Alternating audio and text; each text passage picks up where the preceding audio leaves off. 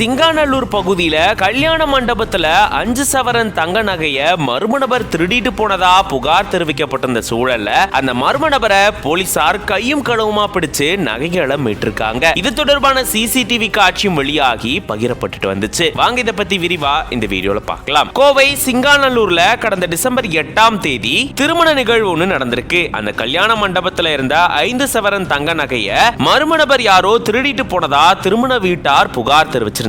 இது தொடர்பா சிங்காநல்லூர் போலீசார் வழக்கு பதிவு செஞ்சு அந்த மர்ம நபரை தேடிட்டு வந்திருந்தாங்க. அந்த மண்டபத்துல இருந்த சிசிடிவி கேமரால பதிவான காட்சிகளும் வெளியாகி வைரல் ஆயிட்டு வந்தது. அதை அடிப்படையா வச்சு போலீசார் தேடிட்டு வந்த நிலையில தான் சிங்காநல்லூர் பேருந்து நிலையத்துல சந்தேகத்துக்கிடம்படியா ஒரு நபர் இருந்ததாகவும் அவரை பிடிச்சு விசாரணை செஞ்சதுல அந்த மர்ம நபர் அவர்தான் அப்படின்றது தெரிய வந்திருக்கான். அவர்கிட்ட மேற்கொண்ட விசாரணையில அவரு கரூர் மாவட்டத்தை சேர்ந்த ராஜா அப்படின்றதும் பீளமேட்ல அறையெடுத்து தங்கிட்டு வந்திருக்கிறதும் தெரிய வந்திருக்கா. இதை தொடர்ந்து அவரை கைது செஞ்சிருக்காங்க போலீசார். மேலும் திருடப்பட்ட அந்த 5 சவரன் தங்க நகையை அடகு வைக்கிறதுக்காக இவர் வச்சிருந்ததாகவும் அதையும் மீட்டு நீதிமன்றத்தில் ஆஜர்படுத்தி அவரை சிறையில் அடைச்சிருந்திருக்காங்க.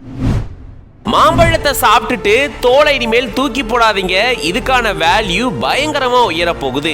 ஏன்னா சென்னையை சேர்ந்த மத்திய நிறுவனம் ஒண்ணு மாம்பழ தோலை பயன்படுத்தி பைகளை தயார் செஞ்சிருக்காங்க. அப்புறம் என்ன, இதுக்கப்புறம் மாம்பழ தோலுக்கு பயங்கர டிமாண்ட் வர போகுதுன்னு தான் சொல்லணும். சென்னையில இயங்கிட்டு வரக்கூடிய மத்திய தோல் ஆராய்ச்சி நிறுவனத்துல தான் இப்படி ஒரு கண்டுபிடிப்பு கண்டுபிடிக்கப்பட்டிருக்கு. மும்பையை தலைமையிடமா கொண்டு இயங்கிட்டு வரக்கூடிய இந்த மத்திய தோல் ஆராய்ச்சி நிறுவனத்தினுடைய கிளை சென்னையில இயங்கிட்டு வருது.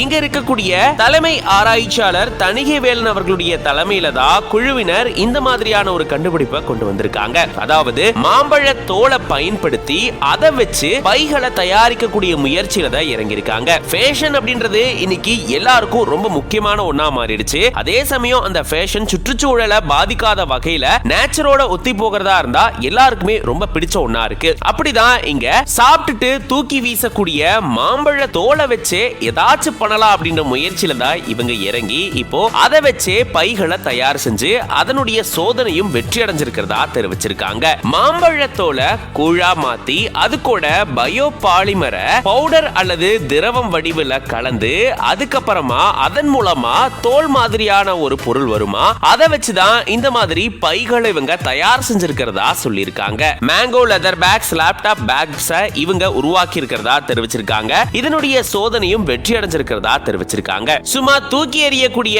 மாம்பழத்தோலை வச்சு கூட பைகளை தயார் செய்யலாம் அப்படின்ற இந்த சோதனையில சென்னையை சேர்ந்த மத்திய நிறுவனம் வெற்றி அடைஞ்சிருக்காங்களா. இது பத்தின உங்களோட கருத்துக்களை கமெண்ட்ஸ்ல சொல்லுங்க. மறுபடியும் வேற ஒரு வீடியோல உங்களை மீட் பண்றேன். Until then, signing off. This is RJ Gautam from Behind Woods.